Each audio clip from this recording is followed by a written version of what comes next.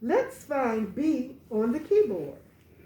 Okay, so we're going to look at the set of 2 black keys, a set of 3 black keys, a set of 2 black keys, 3 black keys, 2 black keys, 3 black keys, 2 black keys, 3 black keys, 2 black keys, 3 black keys.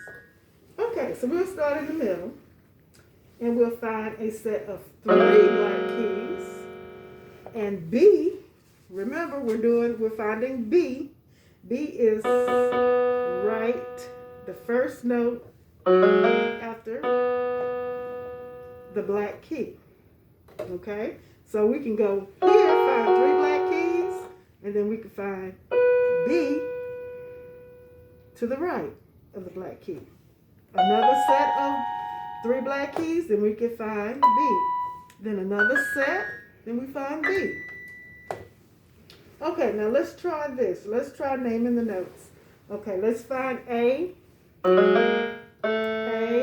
Then we have B, C, D, E, F, G. Okay, remember, 3 black keys, find your 3 black keys, and then A is the second one, B, C, D,